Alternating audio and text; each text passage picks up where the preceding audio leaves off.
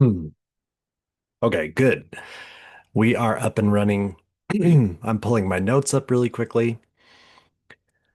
Uh, okay, for this live, I am paying attention to the chat. So if you have questions, be sure to jump in the chat, raise your hand, and I will be watching all of that for you. I do have everybody muted. And um this one's going to be a little bit of a departure from what we're normally used to because I've been doing a lot of the marketing side of things lately and talking about messaging and communication and this and that. And this is kind of a step back into my uh, life coaching, personal development coaching that I used to do with one-on-one clients since 2012. And these questions are original that I've come up with. I literally use hundreds of these, but these I've cherry picked these 10 questions we're going to go through today as breakthrough questions from something that one of my mentors taught me about empowering questions. You've probably heard Tony Robbins say the quality of your life depends upon the quality of the questions that you ask. And I would say he's right on with that, spot on. The big thing that a lot of people neglect is not just their inner dialogue with themselves, but especially the questions that they're asking themselves. Because if you ask deeper and deeper questions, um, they elicit incredibly profound answers. And all of the transformation that I've done with hundreds of coaching clients, and now that I do with business consulting, is all based on these empowering, insightful, powerful questions. So I want to kick this off by saying, let's start with a question that might make you uncomfortable. Um, But remember that the comfort zone is one of those traps that we want to escape. And if you're talking about transformation and you want to really create positive change in your life, then you have to let go of that comfort zone a little bit. So even though this question might make you a little bit uncomfortable, might make you a little bit uneasy, it's very much worth asking. So here it is. If you continue asking yourself the same questions you've been asking for the last 5 years, where will you be 5 years from now? And maybe even more importantly, is that acceptable to you? If you continue asking yourself the same questions you've been asking for the past 5 years, where will you be 5 years from now? And do you find that acceptable?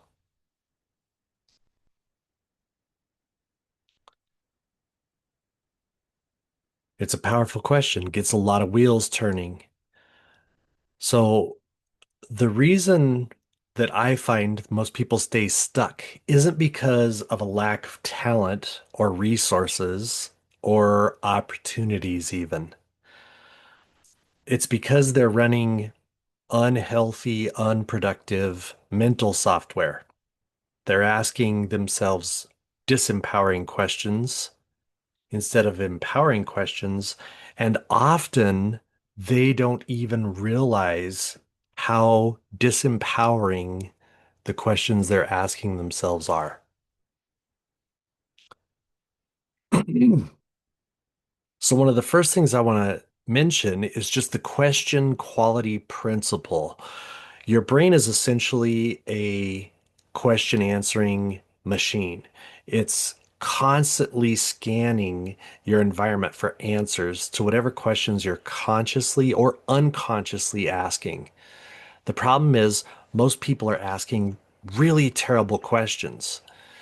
When I talk about disempowering questions, I talk about things like, why does this always happen to me? What if I fail? Am I good enough to do this? Why can't I figure this out? Or what's wrong with me?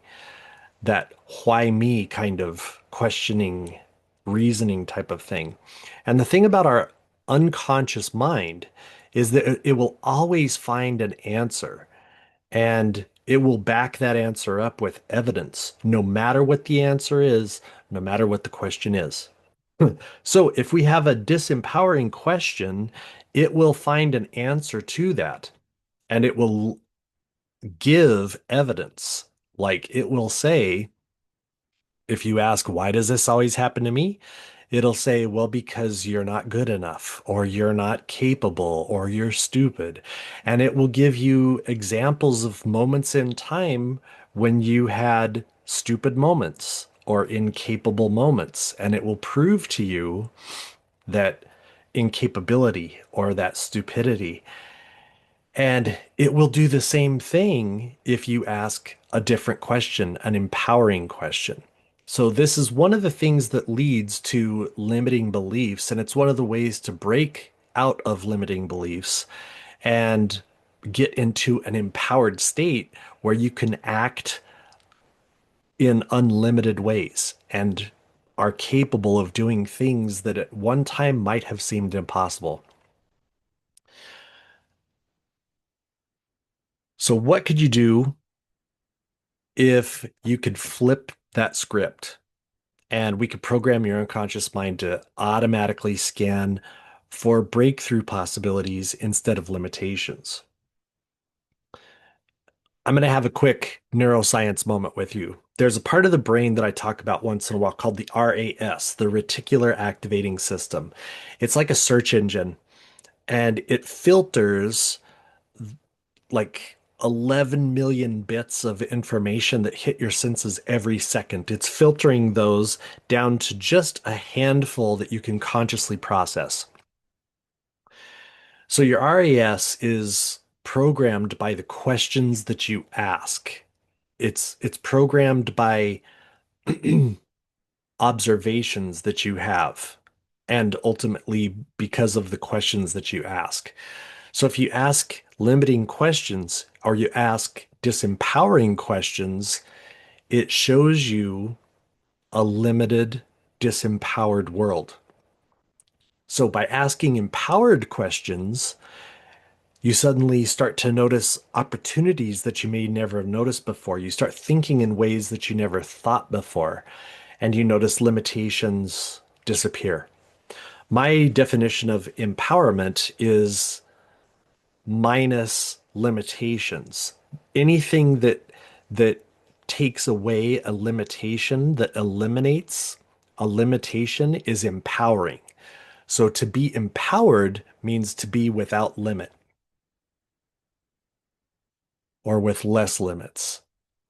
So quick example of this is if you've ever bought a car and suddenly you start seeing that car everywhere, that's your RAS at work. Or you want to shop for a specific camera and all of a sudden you see those fancy cameras everywhere and that brand is popping out all the time. That's your RAS at work. The same exact thing happens with opportunities, with solutions, and possibilities. They're all around you right now. The question is, are you asking the right questions to see them? Or are you asking limiting questions that keep you blind to those things?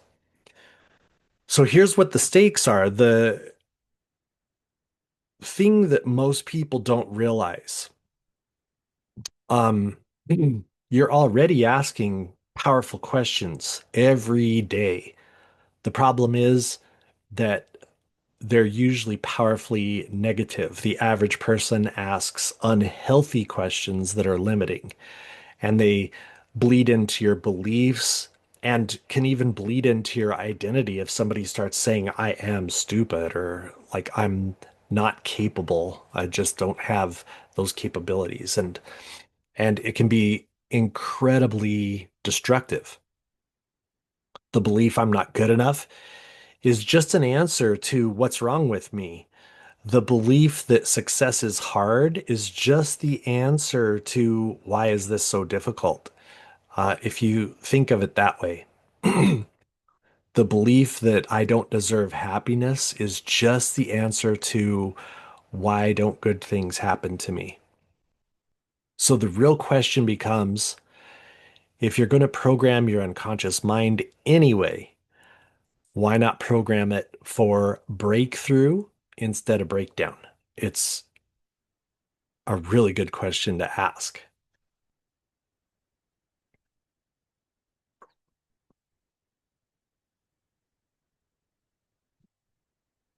So here's what's going to happen today. I'm so excited to share this workshop with people because it has, if you really go through this and you commit to it, it has life-changing potential in it all over the place. It's so powerful. So here's what's happening today. I'm going to share 10 specific questions that will help reprogram your mental operating system. It's going to update your mental software to be able to perform in a much healthier, less limited way. These are not just like thought exercises. These are specific tools that people use. I've seen it with myself. I've seen it with hundreds of my own clients to use to create transformation in their lives. So, fair warning first, my disclaimer is these questions have the potential to make you uncomfortable. Any kind of transformation is uncomfortable. Change is hurts. Changes takes effort and is abrasive, I would say. The thing is that most change that happens to us is passive. We're forced into it. It's a sudden thing that we're suddenly forced to face, where this type of change is active. We're taking action and we're choosing. And instead of waiting for a moment for like rock bottom or for an event that forces us to go through change, this is us choosing to level up on our own. But we have to go through all these things to level up. So there's some uncomfortability. The discomfort that you go through is a signal that you're about to level up. That's all it is. The questions that change you are always the ones that challenge you. Change just is the byproduct of a challenge. Sometimes we're challenged and we don't take the steps and things stay the same. We ignore. Sometimes we can't ignore and we're forced to go through the challenge and change is on the other side. So by the end of this workshop, you'll have a new mental toolkit that automatically directs your focus towards solutions to opportunities and to your highest potential. You'll literally think differently about how you see challenge and the possibilities that arise from around it. So, first, I need you to make a decision. Are you here to feel comfortable or are you here to grow? It's one of the big things in the coaching industry that we all have to understand at some point in time is if we're working with people who just want to feel comfortable, we're going to have miserable results. Like if your business is based on just working with people who want rainbows and squishy, soft things, then you're not going to make a lot of money. You're not going to get a lot of results. Growth and comfort never occur in the same place. So we got to know what commitment level are you to go through this workshop because these 10 questions can trigger a lot of uncomfort, discomfort, and but discovering the answers, the insights from the deep unconscious parts of the mind are going to be maybe some of the most powerful things that you ever experience to help improve your life and make you happier and enjoy life more. So where are you on that scale of 1 to 10?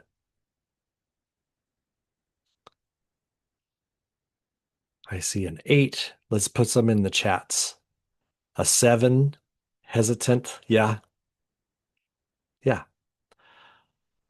Okay, so let's dive into each one of these questions. On the notes that I'll be sharing with everybody, I put a quick quote. I got to make sure this is all set for everybody. The difference between those who break through to extraordinary success and those who stay stuck isn't talent, luck, or circumstances. It's the quality of the questions they ask themselves.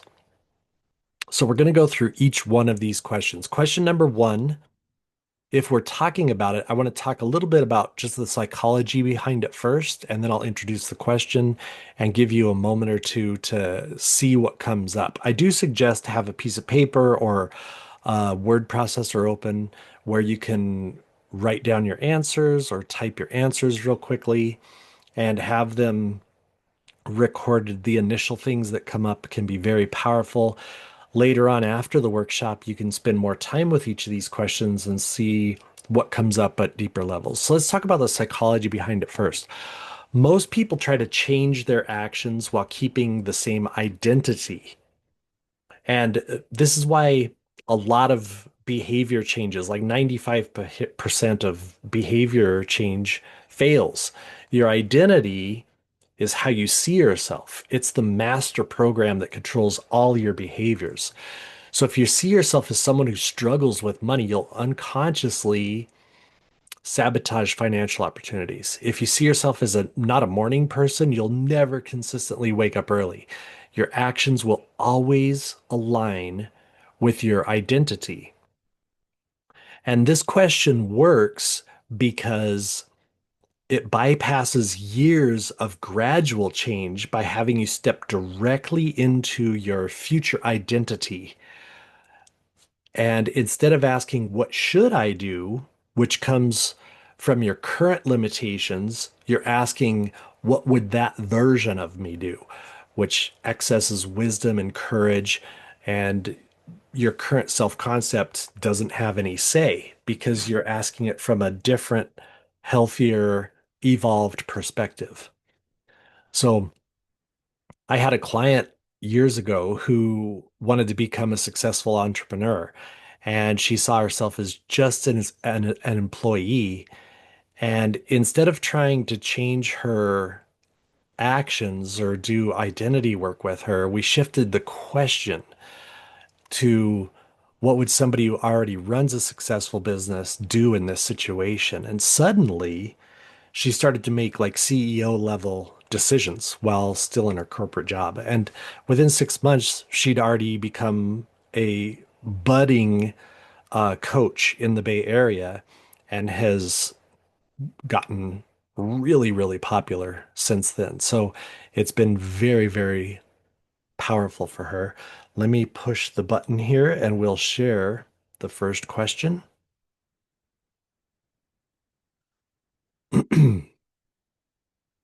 What would somebody who already embodies my ideal future self do in this exact situation?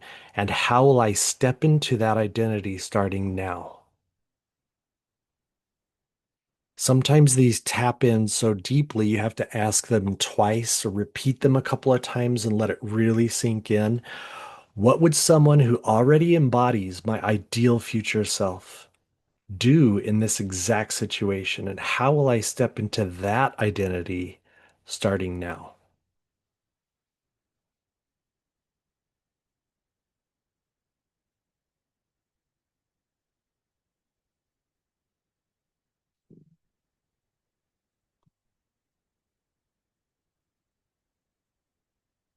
Think of one decision that you're facing right now and Ask yourself, what should I do about this? And notice what comes up. And then ask, what would somebody who already embodies my ideal future self do in this situation? And just notice how the two answers feel different. So it's really powerful. Okay, I'm going to keep this moving. So the second question is what I call a constraint catalyst. The first question is an identity breakthrough to help get into a future evolved, ideal self identity. The constraint catalyst, let's talk about some of the psychology behind it. So, there's something that's called a paradox of choice that paralyzes people. And when everything seems important, nothing gets focused attention required for breakthrough. Your brain literally freezes. Some people call it analysis paralysis because it's overthinking everything and everything seems like a good option. There's a Devo song that I remember that's like there was a dog that had two bones. He licked one, he licked the other, he ran in circles because he's upset. He couldn't make a decision which one he wanted. And so the constraint catalyst um, helps to force clarity. When you can choose only one thing, you automatically filter for the maximum leverage. You're just wired to do that. So most successful people aren't doing more things. They're doing few things, but with dramatic focus and intensity. So your breakthrough with this question is probably hiding behind the change you've been avoiding because it seems too simple or too obvious. And we have a tendency to complicate things to avoid doing what we know we need to do.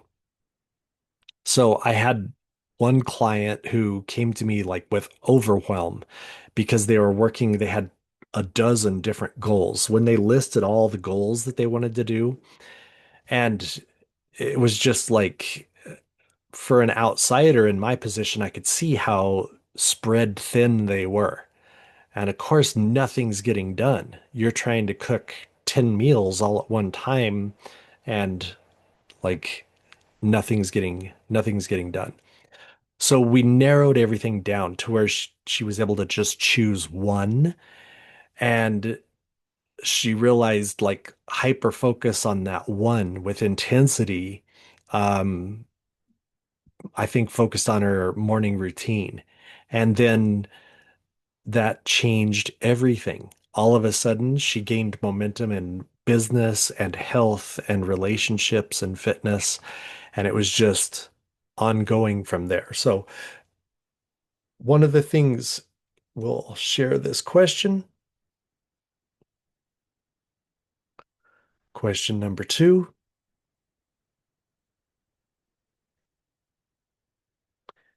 If I could only make one change in the next 30 days, what would create maximum positive momentum across my entire life? If I could only make one change in the next 30 days, what would create maximum positive momentum across my entire life? If you write down all the challenges you think you need to make, but then you look through them and you only pick one that would create the biggest positive event ripple across your entire life.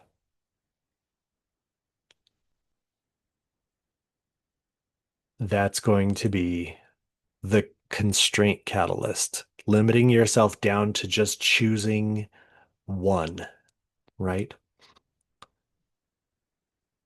The third one's what I call the systems override. So we have infinite willpower. And or I'm sorry, we have very finite willpower. Our environment is infinite, but our willpower is very finite. We can exhaust ourselves doing very little. And just with the slightest bit of overwhelm or anxiety, willpower can go out the door. So a lot of people try to force behavior, whether it's stopping smoking or drinking or anything like that. And they just try to go through sheer determination. Then a lot of blame and shame comes up when they can't get past those old patterns. So, one of the big things in the coaching industry is that we don't really rise to the level of our goals. We have a tendency to fall to the level of our systems, our operation behaviors. And what I have discovered through sports and meditation and a lot of work is that elite performers design their environment to make success inevitable and failure difficult. So this works by changing your environment and changing the difficult behaviors without requiring constant decision making. Your environment is always voting for who you want to become. So making improvements just in the area around you. So this is the systems override. What specific change will I make to my environment this week so that my desired behaviors happen automatically, creating compound growth with minimal willpower? What specific change will I make to my environment this week so that my desired behaviors happen automatically, creating compound growth with minimal willpower?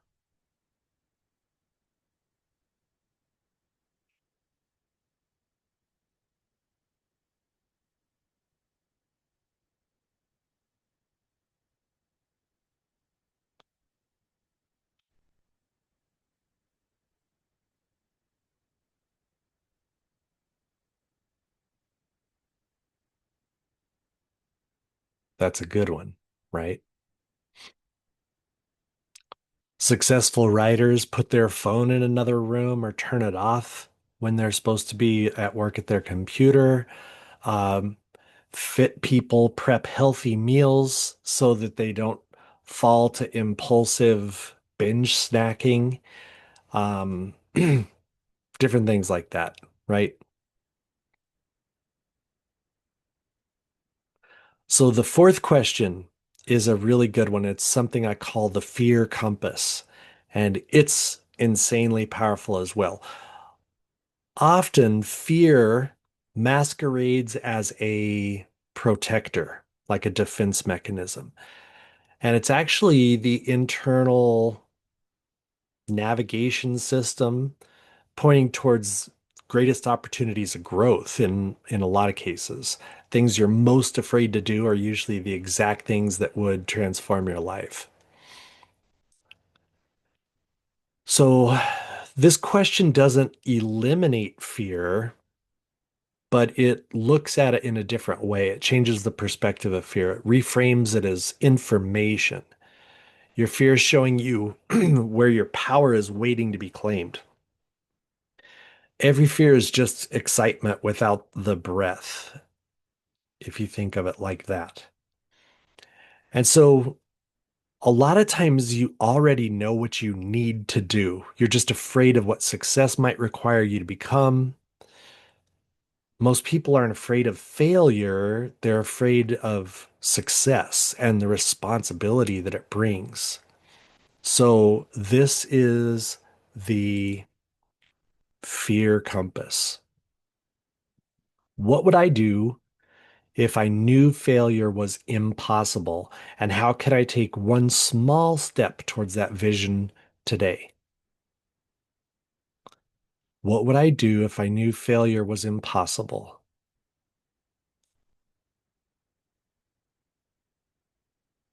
Don't edit yourself on this. Write down the first thing that comes to mind. Those first thoughts are the most powerful always.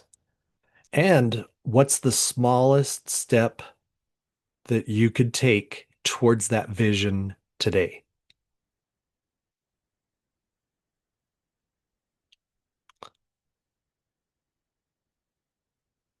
I add the small step because fear is powerful. It can be very powerful.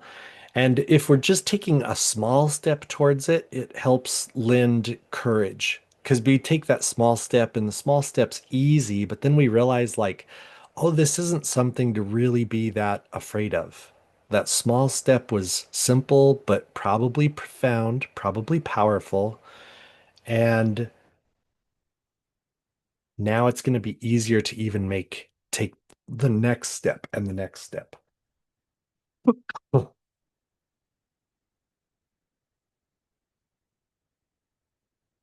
How are we doing? So far, so good? Are these good questions that you're getting insightful answers to so far?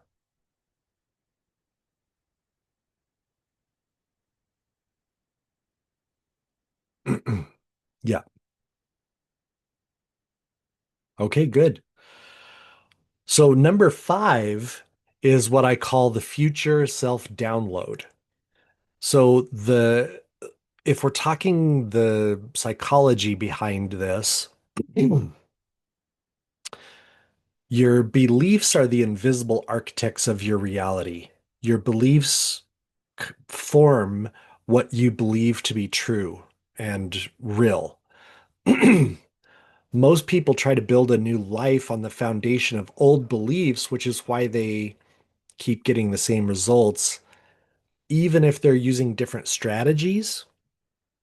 This kind of lends to you've probably heard that in order to create something new, you can't do it with the same self. You've got to become somebody new to have significant change. So, what we're doing with this question is working backwards from your ideal future, and it forces you to identify with specific limiting belief that bottlenecks you from achieving that next level. So, it's kind of reverse engineering all of this. And once you can spot it, then that's 80% of the issue. You can consciously choose to release it and update it. Common limiting beliefs that we have are like, I'm not smart enough, success requires sacrifice, money doesn't matter to spiritual people, I don't deserve happiness, change is hard, I'm too old, I'm too young, I need to figure it all out first. Um, so that's a lot of them that I see on a daily basis. The cool thing about this is that you don't have to believe the new belief yet. You just have to stop believing the old one. Create some space first, like empty the cup first, and then we can fill it up with something else.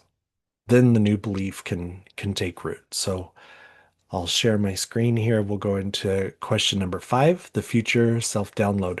Working backwards from my ideal life 5 years from now. What's the one belief I must release in the next 7 days to make that future inevitable? That's a powerful question. Working backward from my ideal life 5 years from now, what's the one belief I must release in the next 7 days to make that future inevitable?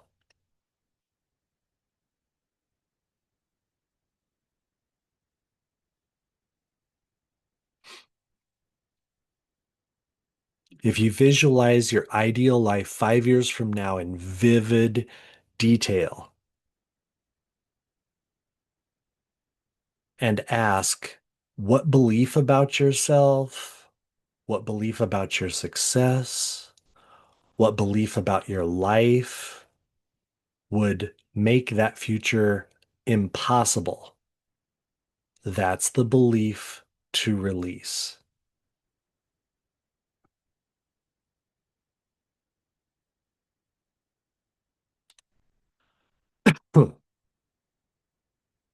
Okay, we're halfway through.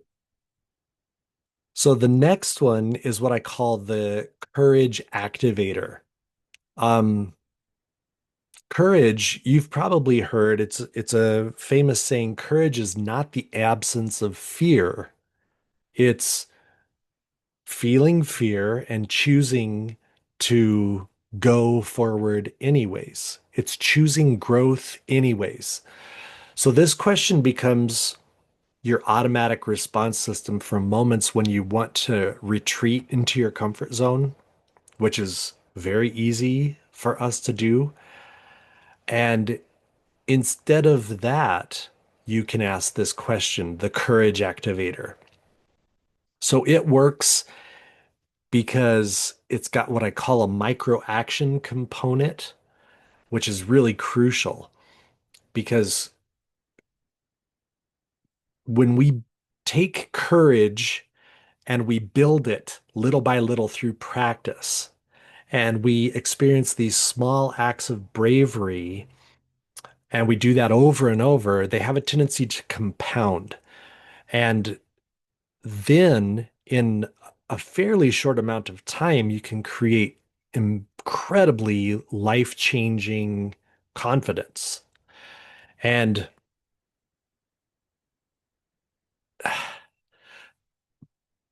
I would say the key behind this is you don't have to fake courage. You can't really fake courage or think your way to courage.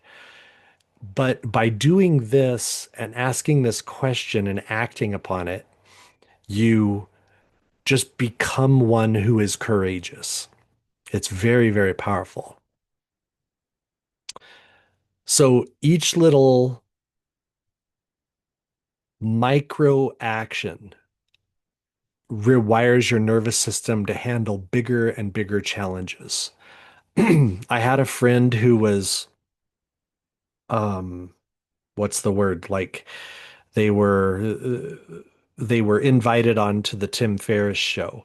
He had a TV show shortly for a little while, and he did this with that person where just little by little they were doing incrementally more uncomfortable things more and more and more because entrepreneurialism is very uncomfortable and it's quite intimidating if you just jump into, okay, now you're an influencer online and you're helping change people's lives. And what's your message to people? And if you haven't gone through some micro actions, some little micro, like bravery actions to lead up to that, it can be quite powerful and intimidating. So that's where this helps to rewire your nervous system to handle bigger challenges. And what once felt terrifying becomes very normal and easy to deal with after practicing this question. So let me hit a couple of buttons, share my screen for the courage activator. When I notice myself shrinking or playing small, I will ask, what would courage look like right now? Because it moves me towards my fullest expression. And I can start by taking one brave micro action immediately.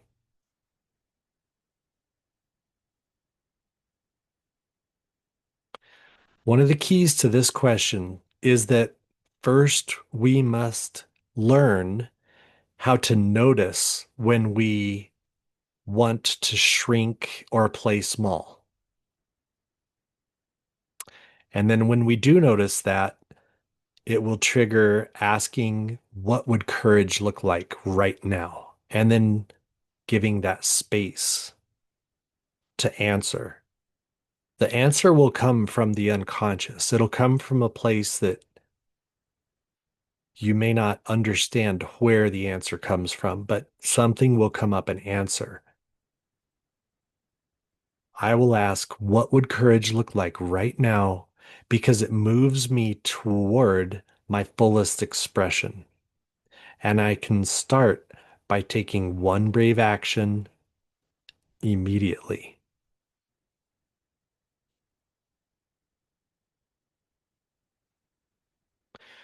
So think of a situation where you might typically shrink or play small. And think about what happens right before you want to shrink. That's the trigger. And you want to start noticing and recognizing those moments where you are choosing to shrink, to step back, to become little.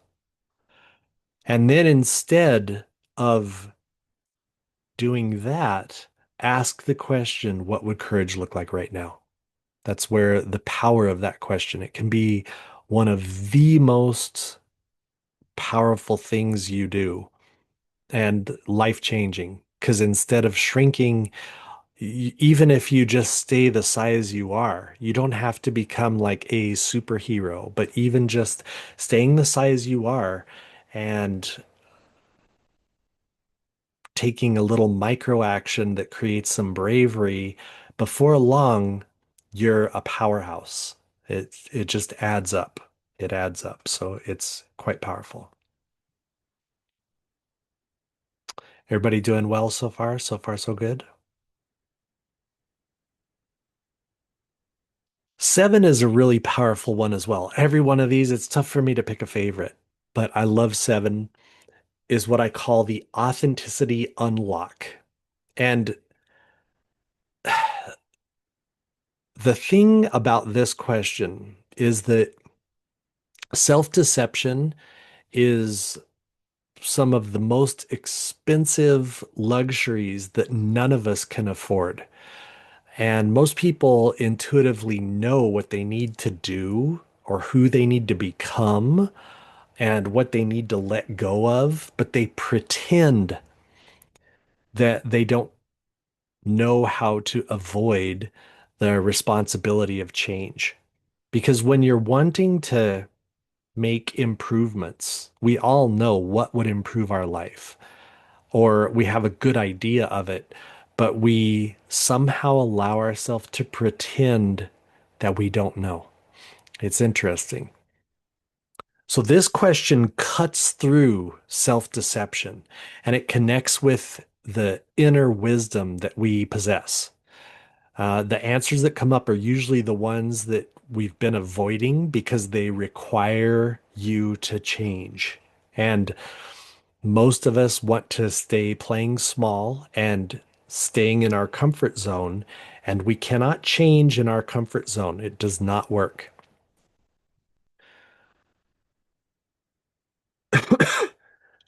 So, this one reveals an uncomfortable truth. And that is that most of us already know what's not working in our life. We already know what we need to change. We already know what brings you alive and what drains you.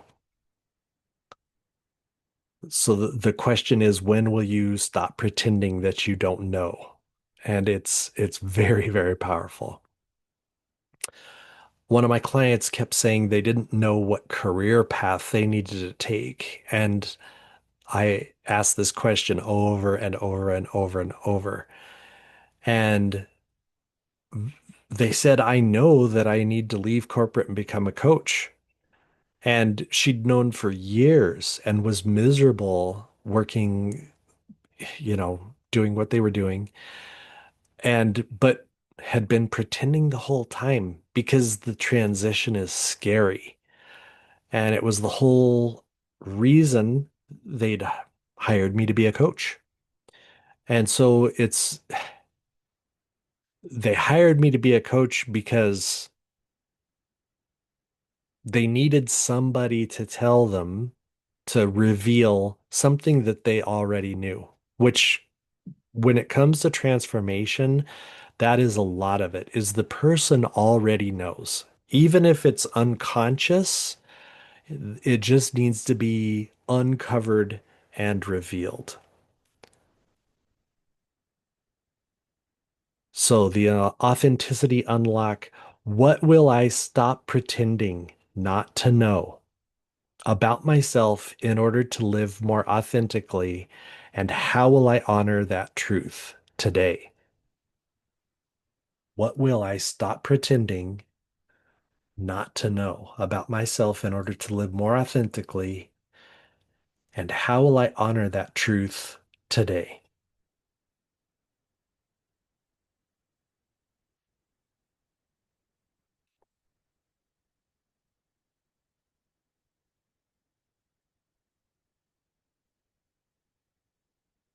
Another way I ask this very frequently is I'll have the client in front of me or on Zoom, and I'll say, okay, without thinking, first thing that comes to mind, complete this sentence. If I'm being completely honest with myself, I already know what I need to, and then something will come up. I already know that I need to, and something comes up. And then how will I honor that truth today is what helps you move into action. It doesn't give you an out that, okay, I understand that. It, you not only understand it, but how will you honor that truth today? The time limit on that is just as important as the understanding of it, because if you give yourself an out, it's too easy to slip back into that comfort zone and relax and forget about it and pretend again that everything's okay, even though you could be miserable and really desperate to have a beautiful change in your life.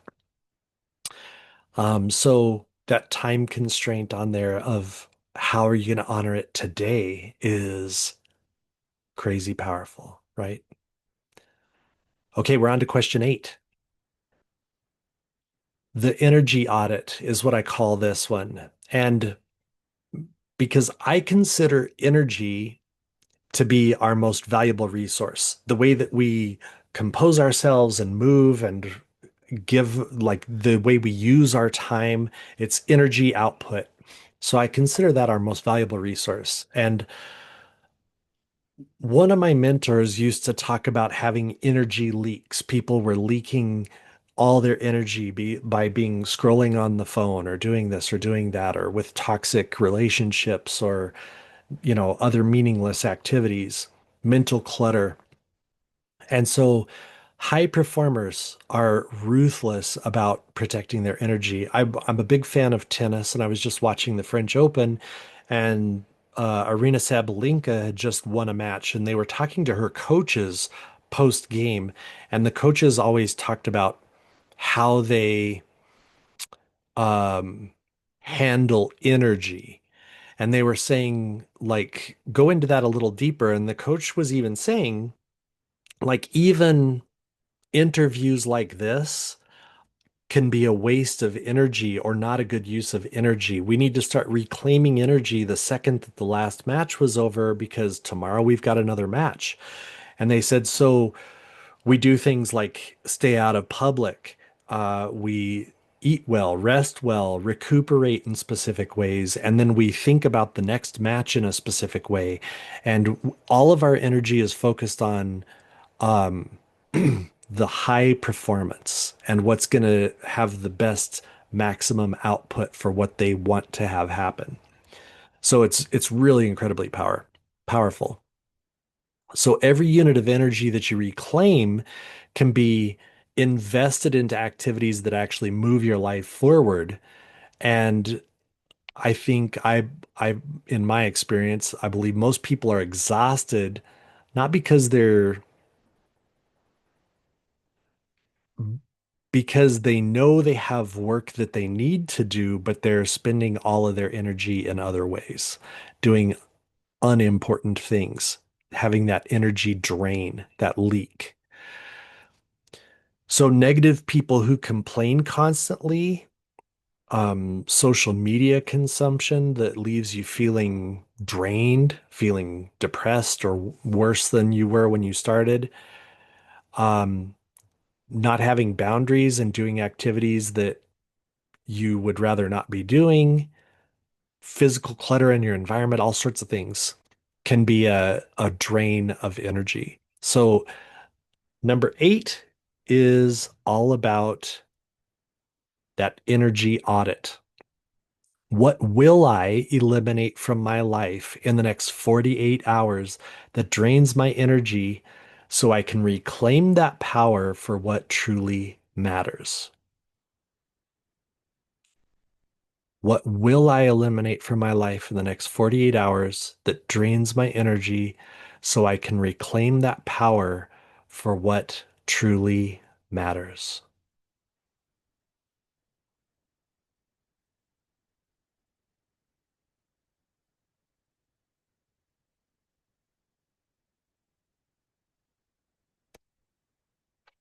One of the exercises that I do with this around this question is I have people make two lists. One side is things that drain your energy and make you feel worse. The other side is things that give you energy, make you feel better. Pick one on the drain list to eliminate and one on the energy list to add that energy to, because you're reclaiming that energy rather than allowing it to be drained. It's incredibly powerful to do. We have two questions left. Number 9 is what I call the pattern interrupt. Also one of my favorites. Again, all of these are my babies. I can't pick the my favorite. I have a favorite for the moment, right? So the way this one works is that we all have unconscious patterns of sabotage that we recognize, ways that we sabotage our success in things. And often we are the last ones to see them. Other people could say, well, like, yeah, you do this and this instead of what would be productive, right? So this question really helps you step outside of your own psychology and see yourself with clarity and compassion, which is really important to have a balance of the two. And it works because it uses a frame of somebody who loves me unconditionally, and it bypasses the parts of us that would be more critical of the self. And it helps to really activate that internal wisdom that we have. And it's also coming from this frame of questioning, it also activates like a love-based solution, a heart-based solution, rather than a fear-based solution, because fear will go back to shrinking and being small and staying in the comfort zone type of thing. So this compassion creates change and helps eliminate the judgment, which creates more and more and more resistance. One of the things I always tell people when I'm coaching them or consulting, helping them with their businesses, is that our communication always needs to handle or eliminate resistance from the other side. It needs to provide relief. It needs to provide recognition and acknowledgement. And which is very true, and it works really, really well for communicating how we can help people and how genuine we are. We're able to be authentic about it. But a lot of times we neglect to do that from our own perspective to ourselves. So some of the really common self-sabotage patterns that I recognize that I see quite frequently is perfectionism, um, success followed by self-destructive behavior, overwhelm to opportunities as things start getting closer and nearer and becoming more real, overwhelm and anxiety happen, um, shrinking and avoiding visibility when things start working, uh, creating drama when life gets too good, or picking fights when relationships get too close. Like a lot of these things happen, and the pattern interrupt is perfect for questioning these things when this happens. Um, The love lens of asking, what would someone who loves me do, allows you to access a completely different quality of wisdom internally than asking something like, what should I do? Or what do I need to do? And so it's a really powerful one. So let me hit my magic buttons and share my screen. The pattern interrupt. Given what I know now about my self-sabotage patterns, what would someone who loves me unconditionally do differently in my situation? And how will I choose that loving response next time?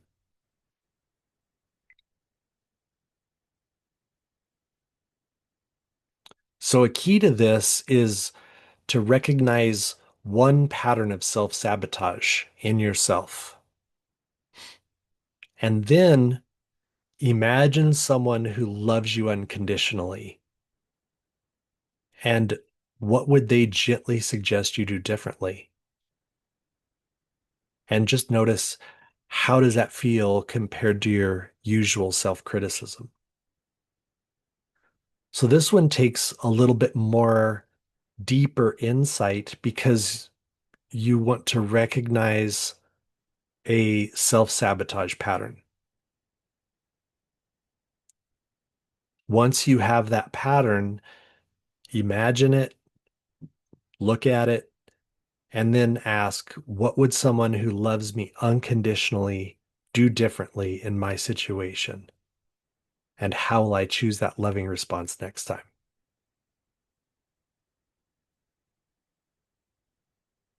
It is a really, really powerful question to ask, realization, just to face your sabotage patterns, to recognize one and name it, face it, can be powerful in itself just to recognize it. Because a lot of times we pretend that we don't know these things and we stay in our comfort zone because our comfort feels good and it's safe, seemingly, and until we're forced to do something. And that's always a negative event. It's never a great positive event. It's rare.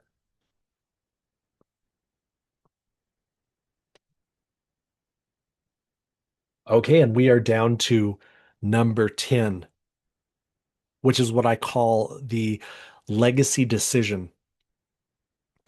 And this one, because most people base their decisions on very short-term comfort rather than long-term fulfillment. It's that unending uh, push and pull between instant gratification and delayed gratification. So this question connects to your daily choices and your deepest values and your biggest dreams. It's incredibly powerful. There's a time constraint on this one as well that helps to prevent procrastination. It eliminates the possibility for procrastination. Your future self is counting on you for the decisions that you make today. And every small decision either compounds towards your desires and your dreams and what you want to have, or away from them. It's one or the other. You're either moving towards it or away from it. There isn't really a stay the same. It's either a toward or away.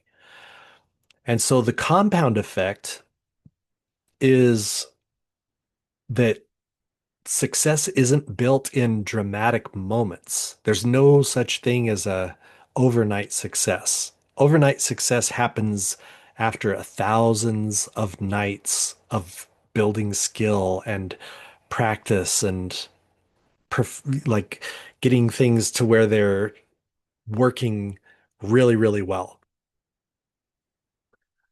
So success isn't built in big dramatic moments. It's built in seemingly insignificant daily decisions that compound over time. And so the question becomes, are your daily decisions working towards the person you want to become, right? So let's share question number 10, the legacy decision. What decision will I make today that my future self will thank me for? And how will I act on it in the next 2 hours? So it's got this time constraint. It doesn't give you an escape. You will make today that your future self will thank you for. You can see them out there in the future, waving and smiling and jumping with joy, thanking you for this decision that you're making today. What decision will I make today that my future self will thank me for? And how will I act on it in the next 2 hours?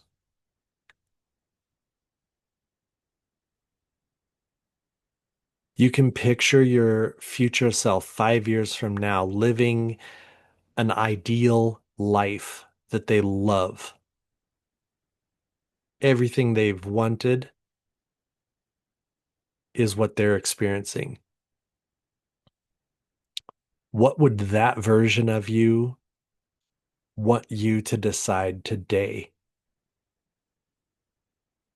And then what action can you take in the next 2 hours to move you toward that future?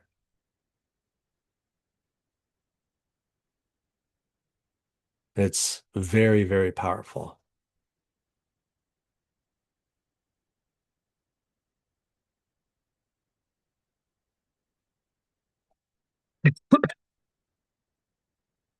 So that's the 10 questions, right?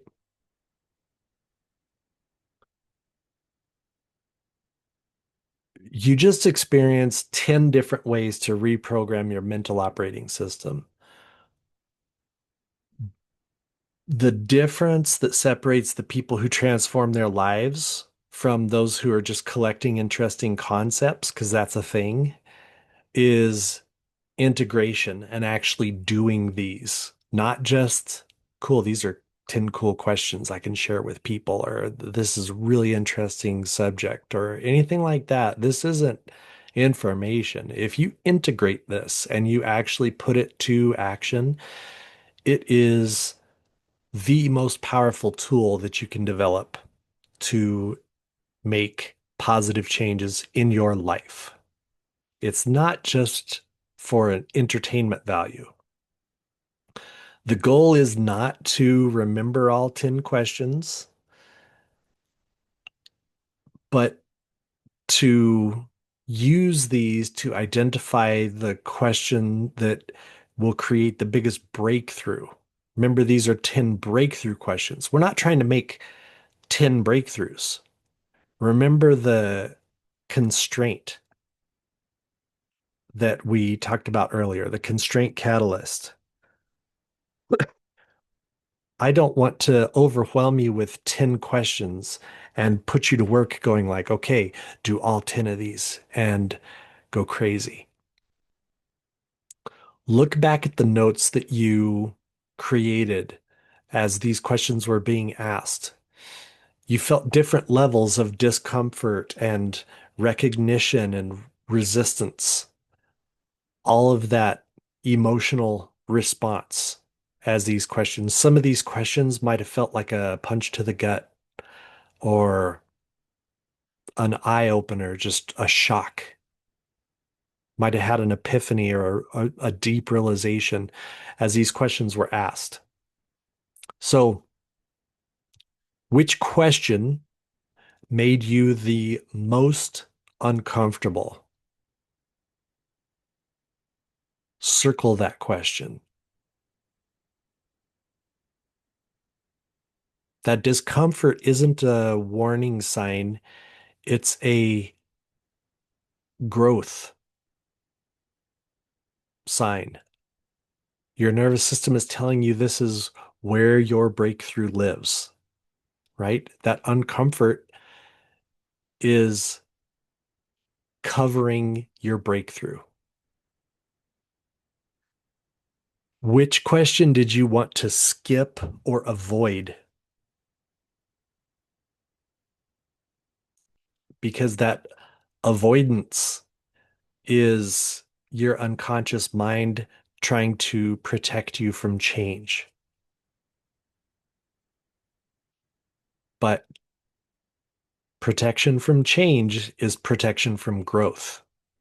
And if your goal is growth and improvement and having that desired ideal life come to fruition, you have to let go of that protection. Put a star next to that question that you wanted to skip.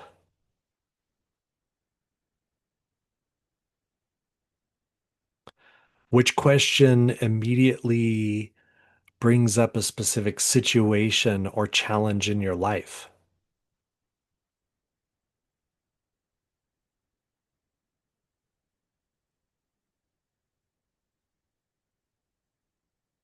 Because one of these questions, I can almost guarantee your soul has been waiting for you to ask. It's been waiting to hear because it's just ready to move into something bigger.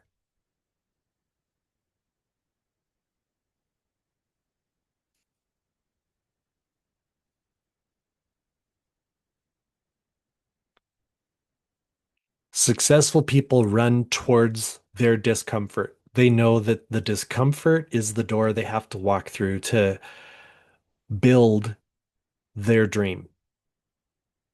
So if a question felt uneasy or uncomfortable, or if a question feels easy or comfortable, you're probably living that area of your life really well. It's the uncomfortable question, the top one that you want to pay the most attention to.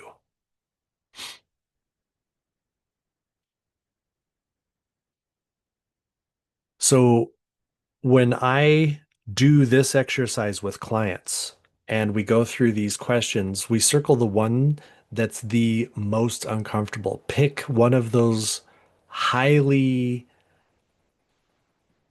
triggering questions that creates the most discomfort, the one you want to skip, whichever it is, pick one. And that's going to be your focus for the next 30 days. You're going to rewrite that mental software. Don't do more than one of these at a time because it's just a recipe for overwhelm and inconsistency. It's going to be too easy to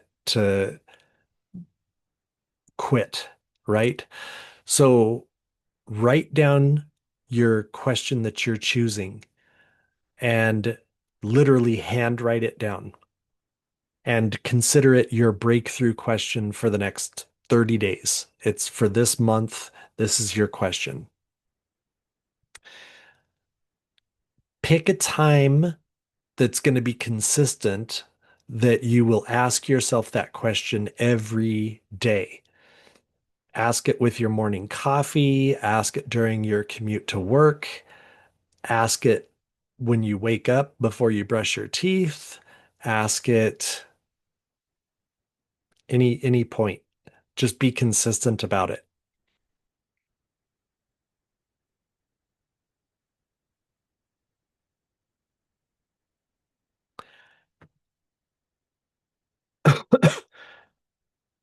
One of the easy ones that you can implement almost immediately is if you think back to question number 3 about environmental design, is how can you set up your environment to support you with this question? And you can have the question written down and have it on a nightstand where when you wake up first thing in the morning or before you go to bed at night, it's the last thing you ask yourself or the first thing that you ask yourself. And then each time you ask yourself that question, I want you to also plan your micro actions that you're going to take. You need to take a small action based on the answer because however your unconscious mind will answer those questions, you need to follow through with the micro actions to it. Whether it's have a difficult conversation or make a phone call or write a paragraph in your journal or make a list or commit to taking a step outside your comfort zone or enforce a boundary or anything like that, any of those micro actions. And then be consistent about it for 30 days and do this for 30 days. Remember, it takes like 21 days to create a habit or a neural pathway. And around day 30, you'll notice it starts becoming really, really automatic and it's easy. Day one, it's not going to be as easy. So the question might feel really awkward, but by day seven, it starts to get more normal. And by day 14, you're going to notice differences halfway through the month. By the end of the month, you'll be running on automatic and you'll be ready to pick the next most uncomfortable question. So think about how, if there's no commitment, success is impossible. Success without commitment is just wishful thinking. And I want you to commit to working with this question for 30 days. Write a commitment statement for yourself that for the next 30 days, I commit to asking myself my breakthrough question, whatever it might be, every time I, whatever, wake up in the morning, go to bed, take a break for lunch, and take one action based on the answer. That's your commitment statement. Next 30 days, I commit to asking the question whenever I'm on my commute to work and promise to take one action based on my answer. Also, think about why that 30 days of work is important to you. Because, so you can add on to that commitment question, because I want this to improve this in my life or experience a better this in my life or have better these in my life, whatever it might be, write down why it's important to you because that's really, really powerful. And then you also want to create some accountability for you. And this can either be thinking about how if you don't do this, how life will be the same, what will happen in 6 months if you don't do this, how it's going to affect you and people that you love if you don't do this. Um, you can maybe, I don't like having accountability, but you can create some kind of accountability for yourself so that you're insured to follow through. That's very powerful. And then to wrap it up, I want to just talk about how some aspect of your mind will try to talk you out of doing this work.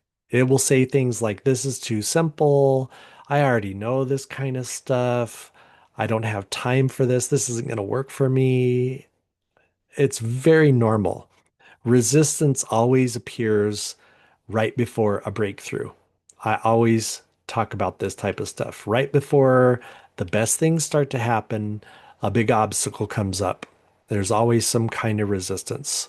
So don't let that subtle mental resistance talk you out of this. Instead, make it, recognize it as a sign that you are about to do something very profound for yourself. Just the fact that it's trying to hold you back in your comfort zone and protect you from the discomfort of change. You're choosing this change though. So alleviate the worry of your unconscious mind. Tell it this is going to be beneficial and you want it to be very powerful and that you're safe and you're choosing this because what you want is on the other side of this. It'll be okay. And then remember that in my experience, the biggest drop off happens around day 3. So commit. And when you notice that your initial motivation is starting to wear thin, the newness of it is gone. It's becoming routine. It's monotonous. Um, that's when most people quit. So expect that dip of excitement and newness about it and push through it anyways. You can do it. You might miss days. That's okay. You might forget because it's not a hardwired thing. You'll have resistance.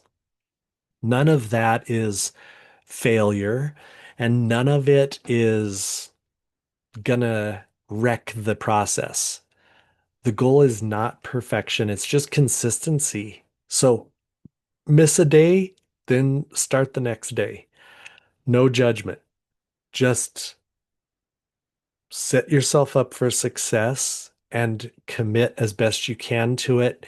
And then if you miss a day, just go like, okay, like here I am for this day. And here's my question. Here's my answer. Here's my little action step that I'm taking with it. And then boom, before you know it, you have got a whole new life. It literally works like that. It's very, very powerful. You will find as you change your inner dialogue that everything else begins to shift. Your relationships improve because you're connecting better, you're asking better questions. It creates a better inner dialogue. Your business grows, you're connecting with people, you're being more authentic. People recognize when growth happens in people and they want to be attached to it. They love it's what is one of the things that makes people who do this work very magnetic. Your confidence increases because you're asking better questions. Your capabilities explode. It's very powerful. The goal is not just to solve your current challenges, it's to become the kind of person who naturally thinks of solutions instead of problems, or possibilities instead of limitations, or growth instead of suffering a fixed mindset. It's very, very life changing.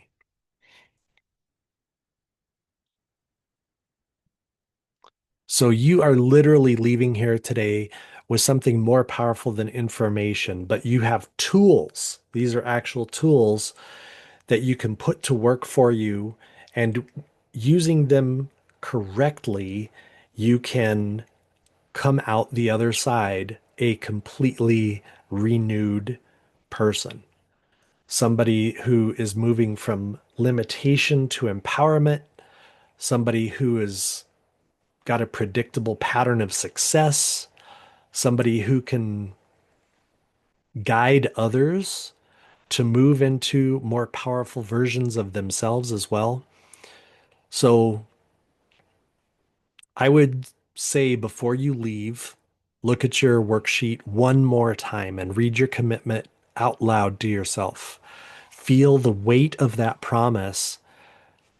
Feel the future self of you counting on you, excited to thank you for the decisions you are making right now. And I'm excited to hear how the next 30 days unfolds for you.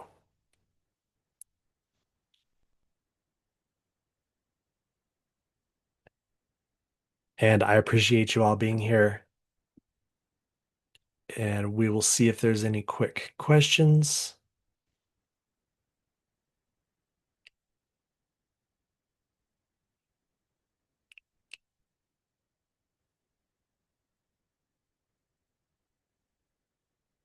All right, we'll see you all soon. Great job today. Thank you all for being here.